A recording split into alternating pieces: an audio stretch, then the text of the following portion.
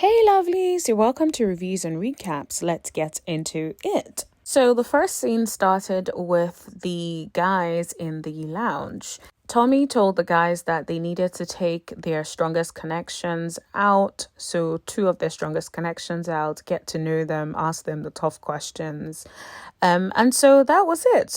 So some of the guys, so Blake, Anthony, decided to take Sue-Ann, Mercedes, and Cynthia out on a date. So they were doing like an obstacle course sort of date. So it actually looks like so much fun, right? But of course, there was no opportunity for them to really speak. They were playing with the water guns. I'm like, yes, that sounds like fun. To be honest, like most of the dates on Ready to Love don't seem as fun. So it's nice that they actually had a fun date. So I was here for it. So what was nice though was that Anthony and Mercedes got a chance to talk. And so Anthony was like, oh, so, if I win this round, then you tell me something about you that you wouldn't have said during this process. And so Mercedes starts talking about the fact that she likes Anthony, but Anthony seems like a guy that would need a woman to fit into his life. He already knows what he wants, and he has a child, and so it's essentially he would want a woman that fits into the mode of what he wants, and that with her she needs a little bit more time and stuff. And I completely get that. Also, she's a flight attendant, so what are the chances of her being able to sort of fit into his lifestyle as well as he would like? He probably wants a more stable person. And Mercedes, of course, she can be as stable as possible, but she would travel a lot for work. And so her lifestyle is a lot more different from Anthony's. And I think that's probably her concern. So this was the part where it started to get interesting. So Lyndon and Sue-Ann had a sit down and it just seemed awkward as hell. Sue-Ann was telling Lyndon, oh, you took so long to use my number when you got it. And he was like, and now that I use your number, you don't text back. And so she's like, she be sleeping. I told you about the schedule thing. So, of course, she was talking about the schedule and the fact that he works at night and she works during the day, which is completely understandable, of course. And then Lyndon was saying in his confessionals that they could get it on and popping. However, do they have deep conversations? No. Is there love there? He said no. And I think even a blind person can see that because there isn't that connection there. It just feels like they're forcing conversations. There were points where even I was feeling awkward watching them on the screen. Over on the other side, Lyndon decides to pull Mercedes to the side. So he's like, with us, the connection has been up in the air. We haven't really got a chance to really talk because everyone is trying to talk to her. And so she's like, oh, is there anything you would like to know? And he's like, do you like me? I'm like, dude, okay, pump the brakes. That's a bit too forward considering you guys haven't even spent enough time talking. But okay, let's see how Mercedes handles it. So she paused for a bit. I would have paused as well. And she was like, I do like you. But are you saying romantically? So then she's like, I'm going to be honest. I'm getting more friend vibes from you. I've seen your interaction with other women and it's different from the interaction that she has with him. And I'm like, I respect that. Fair enough. There really is no connection, Lyndon. There really isn't, hun. Sorry. So over to the other side, Sue-Ann, Susu, and Blake were having a conversation. So, of course, they're having their dry-ass conversation per usual. And then, Blake is like, oh, I've heard about your interaction with other men. And they always talk about you being very chatty. But you aren't that chatty with me and whatnot. So, and he's like, oh, so what do you want from the process? And she's like, she wants a strong back. And then she went on his back and was checking his back out. I'm like, girl, are you a child? All right, cool. And then she's like, she wants a strong mind and a good heart. And she's like, oh, she's found that. She's seen that. I'm like, okay, girl. Next thing, she sits on his lap. And then he's like, well, you know why you came over here to sit on my lap? And so they start looking at each other and then they kiss. And I'm like, okay, then, cool. Am I the only one who cannot get into Susu and Blake? Blake is just off-putting for me. And so is Susu in a lot of ways. But yeah, I just can't get into them. So then she says in her confessionals that, oh, the kiss was special and that she has a whole boyfriend. I'm like, girl, you guys had a pat on the lips. I don't understand. You have a whole boyfriend from that? Like, honey, stop it. So moving on from that, Blue and Jeffrey went on a date. I'm like, okay, I'm excited to actually see them go on a date together because I could tell that there was something there with their art date. And so, yeah, so I love how they had like a quick conversation about the children. And then Jeffrey went straight for it. And she's like, where do you see me fitting into your life? Or do you see me fitting into your life? I'm like, yes, girl, with the direct questions, honey. You better do it. So, of course, they didn't really show his response as such. And then, so the conversation moves on from there. And so Jeffrey then brought up that she wants him to be more assertive. And Blue didn't take it personally. That's the thing. When you're dating a grown ass man, when you give them constructive feedback, they don't be getting all in their feelings. They're like, I can do that. I can be more assertive. I'm still getting to know you, so I don't know what you like. So I'm not being like too forward. But now that I know what you like, I will respond. So then right there and there, he moved the seat over towards her. And then, and they were holding hands. I thought that was really cute. Like they actually both stepped in and did that. And that's the thing. I like a man who listens, and Blue definitely comes across as that. So then over on the other side, they started looking at a bunch of ducks, I believe. I didn't really see it well. And so then Jeffrey was like, this is what she said that really got me. She's like, oh, look at them. And they don't have any father. Their father isn't there. Even they have to go through that. I'm like, girl, you are wild for that. But that is so funny. And so Blue was like, yeah, that just shows that you guys are strong. And then she was like, I don't want to keep being strong. And I'm like, yes, sis, I understand. But he took it and just said to her, I got you though. I'm like, oh, Blue. So moving on from that, Lyndon decided to take Morgan out on a date. Now, Lyndon came out in shorts with all his leg out. And I'm like, honey. And then he crossed his leg. And whilst Morgan was looking so classy in that beautiful long dress, he just looked like the guy from the bar next door. Like I was not feeling it at all. You're going out with Morgan. That's not the outfit, honey. Like you need to get rid.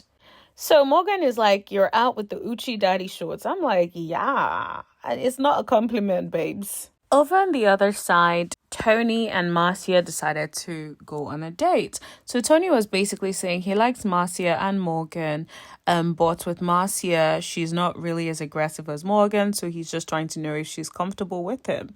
So of course they sit down and he's like, are you gonna eat? Because our last date you didn't eat. And she's like, okay, I'm gonna eat. And I just thought that was funny. And then over on the other side, Morgan was eating good on the date with Lyndon. And so they start talking, and Lyndon is trying to talk to her about how in his past relationships, trust has been an issue. And he was also trying to get to the bottom of what Morgan said about never being in love. And she was like, it's hard to be in love with someone that you can't trust, someone who's not a good partner. And I completely agree. Been there, done that. I have the t-shirts for that. And so over the other side, Tony and Marcia are having their little datey date. And so, of course, they are starting to get more comfortable with each other. I'm like, okay. Then Tony starts saying to her that Morgan is more aggressive. And that's with him. He feels like if you want something, you got to get it. And that's the thing. So it's funny.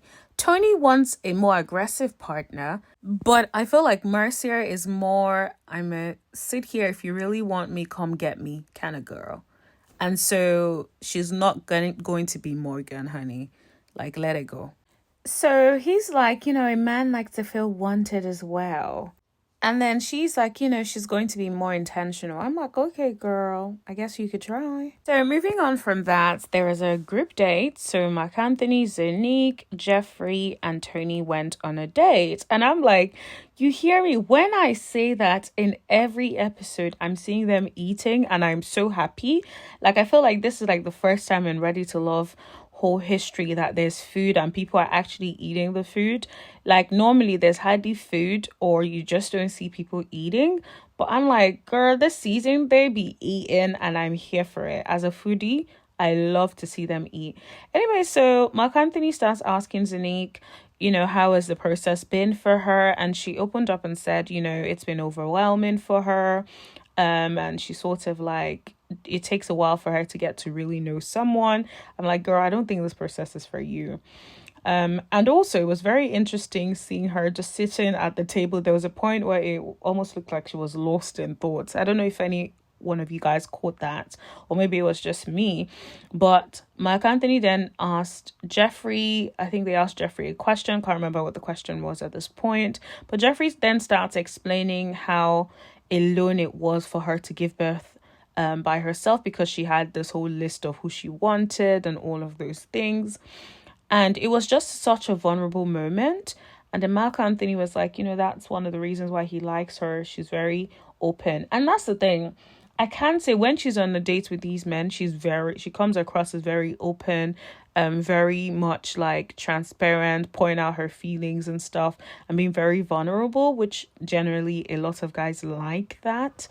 And so it's no wonder why she is catching the attention of a lot of the guys. Also, one thing I liked was when they were asking Dunique like her question, she was very direct. She was like straight to the point. One thing I respect this sister for is she is who she is. She ain't changing it. She knows who she is, and that's that. And so she needs a man that matches that energy, that also knows what he wants, is not really like fiddly, oh, I want this today, I want that tomorrow, who is sure about her. That's the sort of guy I think she needs. The good thing was, at the end of the date, Mark Anthony and Zonique knew they were not for each other. That much was very clear. So moving on, there's the dinner date that Tommy was talking about at the start of the episode. So Morgan and Lyndon moved over to the other side to have a chit chat, and of course Morgan was there giggling, complimenting Lyndon, and Tony was not having it. He was like, why is she over there, making it seem like he has a chance when he doesn't? I'm like, Tony, you just went on a date with Marcia and you were giggling in her face and making it seem like she has a chance too. So like, chill, bro. Moving over, Anthony and Susu decided to have a sit down. So they're there having their little chatty chats. So my initial reaction was like, this is awkward. So she's just there like, and then he's there like, And then she says in her confessionals that she feels like Anthony likes her, but he needs to like give her something, and he hasn't communicated that to her. I'm like, girl, you kissed Mr. Blake 5 seconds ago. Why do you need him to confirm where he stands with you? Is it just like an ego boost for you? Because you want Blake. So why does he need to confirm where he stands with you? I just don't get it. Also, I'm convinced that they do their makeup in the dark, because why is it that their foundations are not matching the rest of their body? I don't understand. Like, what is going on? Like, I understand like once, but it's all the ladies on the show. It's like Marcia, it's Jeffrey, it is Susu. Like, it's like, what is going on, guys? What's happening? But can I just say, Marcia looked amazing in that red, honey. She came through ready to party. Like, she looked good. So anyways, Tommy comes over, walks in, and he's, of course, he's getting his applauses. And so finally he's like, can everyone come over? Let's talk. I'm like, oop, it's about to be a messy one. So, of course, Tommy came with a twist. So he's like, Andre is COVID-free and he wants to rejoin the process. Does anyone have any issues with him joining? And immediately I looked around and it looks like everyone's face was like, oh, no. Do you know what I think it is? I personally think, how like when you start getting to know a few people and you've had to date a bunch of people to get to the people that you finally narrowed down to, and then they bring someone else again, it just feels like, oh my God, an additional person, like, oh, again. And so I understand Jeffrey's facial expressions. I understand how she must have felt at that point where she's like, okay, I finally got over you. And then I started engaging with Blue and Mark Anthony, and now you're coming back. It's like, oh, so where do we fit in again? So I completely get it.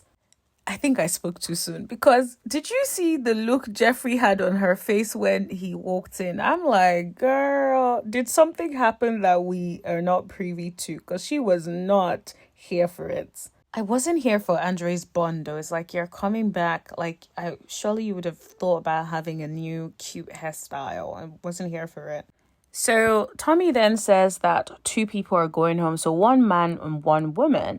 And so then he's like, instead of having like separate conversations, they are going to open the floor to everyone to speak. I'm like, this is a recipe for disaster. So, anyways, Andre opens up the floor and he's like, whilst he was away, he is disappointed in one person, Mercedes, because she didn't really reach out to him. And then he says, maybe she's not really in tune with her emotions. Like, who are you to make that assessment for her? Like, granted, she should have reached out to you, right? But at the same time, maybe she's just like, we ain't that tight. We never really even connected. So why should I reach out to you? People behave differently. But for you to say that someone is not in tune with their emotions, you don't know them. Like, that's such a jump. That's such a huge jump, in my opinion. What do you guys think? Let me know in the comment section below. So then they move over to Mercier. Mercier is talking about how she has vibed with Anthony outside of the process, but during the process, it just hasn't been the same. And this is something that she has communicated with Anthony, and he nodded his head, which means that, in my opinion, that he agreed that she had communicated that with him.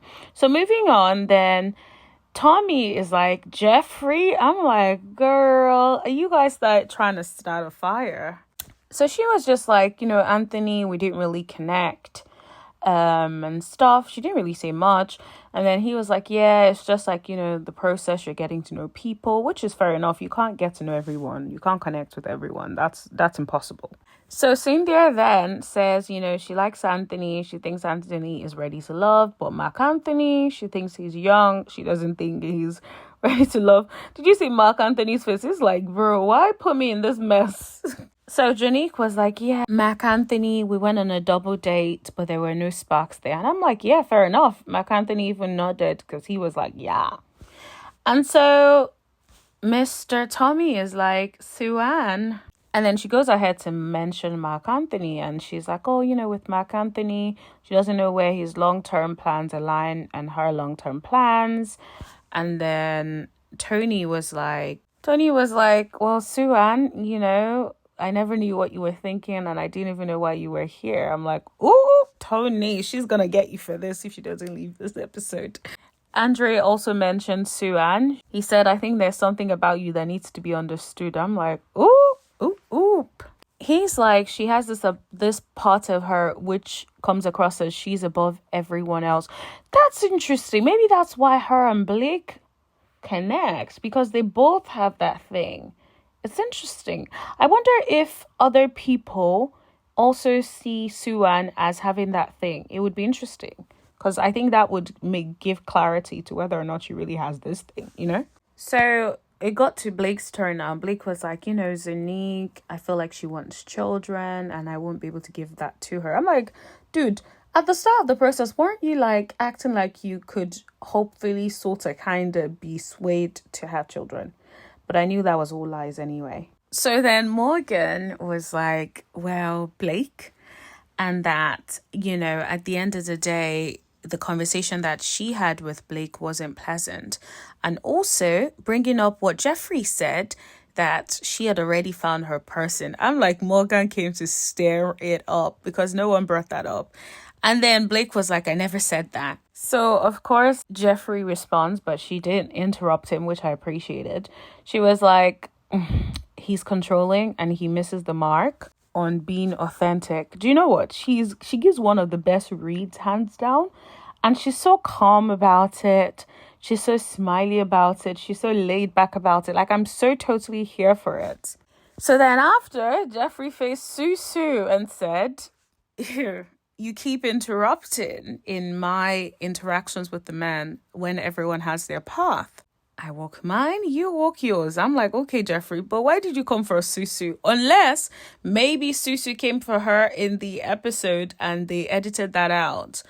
But we'll never know. I guess we can find out if we interview them in the future, because it would be interesting to know what the true interaction was and, depending on what the edits were.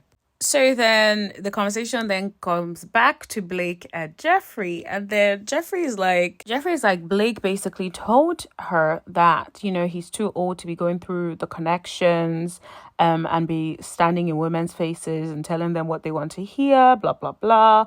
And he shuts her down and says he didn't say that. And then she's like, you're too old to be lying. Did you see Lyndon's face? Lyndon was like, ooh. And can I say, for the first time, I respect Lyndon, because did you hear what he said? He said, I love Blake, but I think Jeffrey was being genuine. And that's the thing.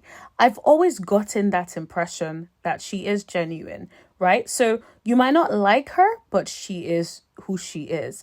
Blake, on the other hand, comes across as conceited and untrustworthy, in my opinion. So then, of course, Blake and Susie try to tag team Jeffrey, and Blake is like, don't call my name, and Sue-Ann is like, don't call my name too. And then Jeffrey is like, girl, you've tried to insert yourself in every conversation. Like, next. I'm like, ooh, all right, Jeffrey, you better get her. So Susu is like, I'm at the adult table, don't call my name. I'm like, bro, what? Is that supposed to be a read? Like, nah. And that was pretty much the end of the episode. Now, did you guys see like the little clips for the next episode where Morgan calls out Blake? You guys finally see what I've been saying in all these episodes.